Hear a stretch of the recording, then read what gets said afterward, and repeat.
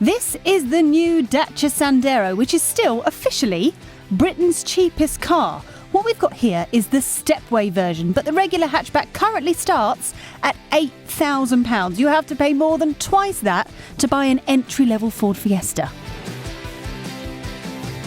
Now, obviously, here at Carbuyer, we love cars, but we also appreciate the fact that there are some people that just aren't as passionate as we are. So if that's you and you're just after a simple run around, gets you from A to B with minimal fuss, that you don't have to spend any more money than you absolutely have to, then I will not take no for an answer that this should be at the top of your shortlist. Now, before I tell you why, should we go for the hat trick? Like it, subscribe it, bell button it, bosh! While we liked the previous Sandero, Dacia's no-frills approach was very easy to identify before you'd even got inside. That's changed for the new model. While it still isn't the most stylish super mini on the market, it's much less frumpy than before. The design is sharper overall, and new headlights, incorporating Y-shaped daytime running lights, play a big part in modernising the look of the car. The Stepway is essentially a crossover-style, range-topping version of the Sandero that comes with some extras, including roof rails, body cladding, and a raised ride height. It starts at a still very reasonable £11,000. Dacia is owned by Renault, and the Sandero has historically been based on older versions of the Clio. This time round, it uses the same platform as the latest model, which is a sound base to start from. It also means there are plenty of shared parts in spite of the difference in price between the two. Now, a couple of obvious things that you'll notice from the Clio, things like the gear stick or these dials here. For the aircon, I mean, it's not as nice as an actual Clio in here, but just like the outside of the car, the design of the inside is so much better than Dacias of old. I mean, in the past, the dash was just like one continuous, vast, textureless plastic meh. But now look, we've got some different materials, some different shapes.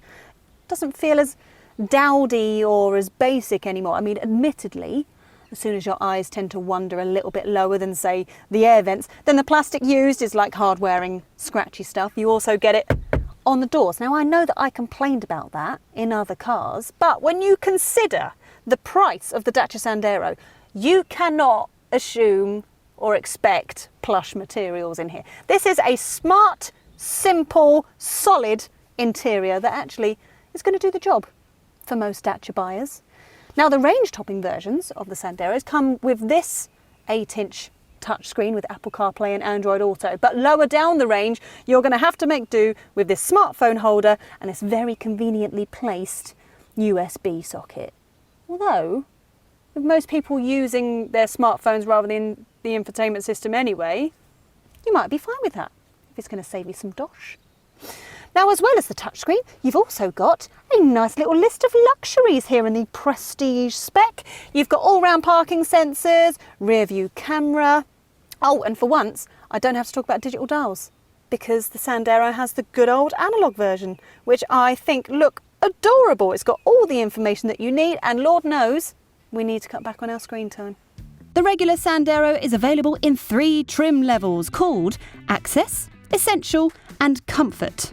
The entry-level model is extremely basic in order for Dacia to offer the headline starting price.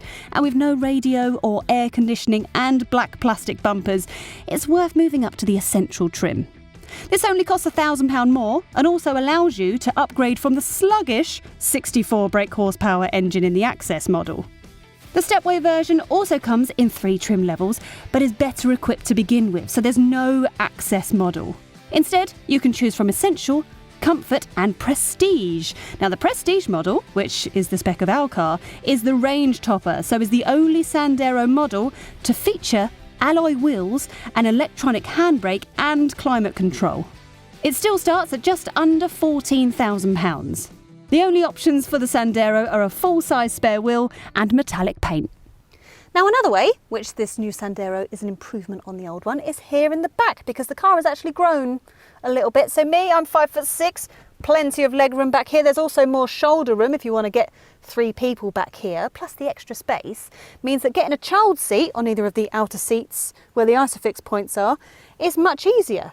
This stepway version, because it's higher off the ground as well, also helps with that. So that is worth considering if you have young children. But overall, I'd say here in the back feels sturdy rather than sumptuous. I mean, we've got more black plastic moulding here on the doors, but oh, prestige spec. We've been treated to chrome door handles. Yeah, Dacia knows how to treat a girl and how to treat her right. With the seats in place, both the regular Sandero and the Stepway version offer 328 litres of boot space, which is not far off the best in its class. Top spec Stepway models come as standard with modular roof bars, which can be used as a roof rack for up to 80 kilograms of gear if you've already filled up the boot. All models, apart from that basic access version of the regular Sandero, get a 60/40 split folding rear seat. There are no fancy sliding rear benches or hatches, but folding the seats down does free up a very useful 1,108 litres of space. Now, another thing that's quite noticeably different between the Dacia Sandero and the more expensive super minis like the Clio, for example, is this seems a bit more noisy inside. Now, whether that is just the tyres on the road, the wind over the car and the engine just bouncing off the plastic, I don't know, but I suspect it's just less sound insulation, which again is just another way to keep costs down. And you've got 3 engine options. The one underneath this bonnet is the 89 brake horsepower TCE 90 1 litre, which is actually the one that we would go for.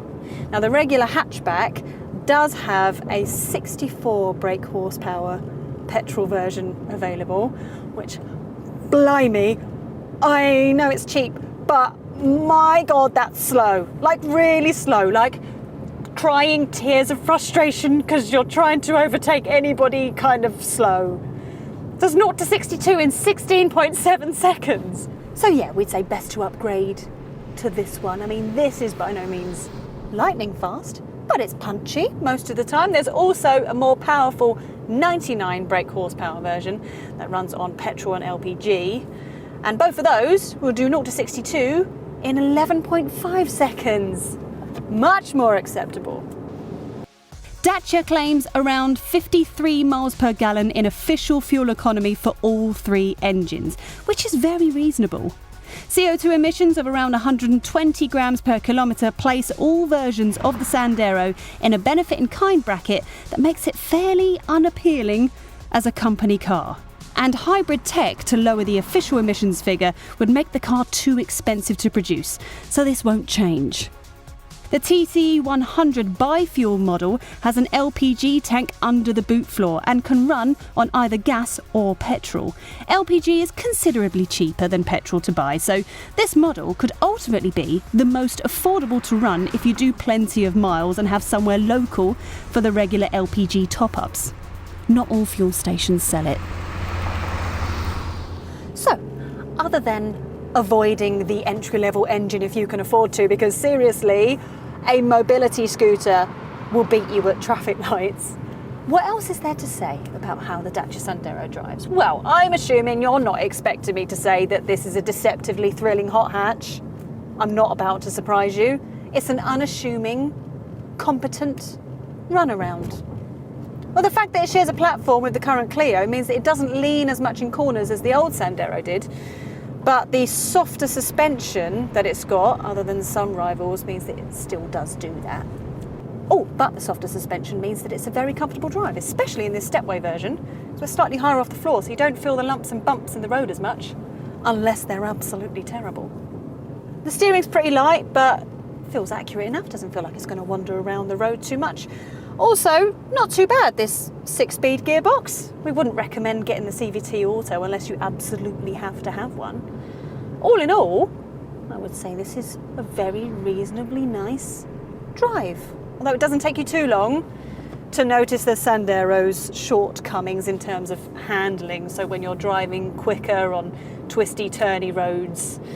I mean, if that's the kind of thing that you're after, then you're going to have to splash the cash, I'm afraid. Get yourself a Ford Fiesta or a Hyundai i20. While you check out how much money is in your piggy bank, allow me to run through the Sandero's Dealmakers and Dealbreakers. The Sandero is officially Britain's most affordable car, but it's actually incredibly good value in all trims, even the range-topping versions. There's more space inside than ever before, and the boot is one of the biggest in this class. The Sandero is comfortable rather than sporty, and that's especially true of this jacked-up Stepway model. The starting price grabs all the headlines, but the entry-level Sandero is so slow and basic that very few people are likely to buy one. The car is certainly better to drive than before, but it still feels relatively sedate, even with the more powerful engines. I think it's safe to say it's very unlikely you're going to have a picture of the Dacia Sandero as your desktop background.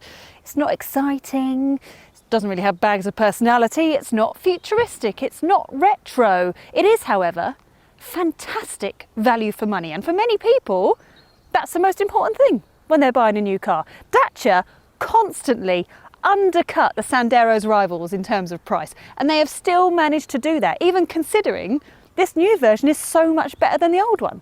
And this Stepway version, for example, that's a bit more expensive, is still £10,000 less than a Ford Fiesta Active and a Honda Jazz Crossstar, which remains the most compelling reason why this should seriously be considered if you're after a new small car. It is practical, it is economical, it is reasonable to drive, but most importantly, it is the most affordable way to buy yourself a very competent new car. If you found this video useful, then why not watch our Hyundai i20 review or our small cars and super minis playlist. Thanks for watching.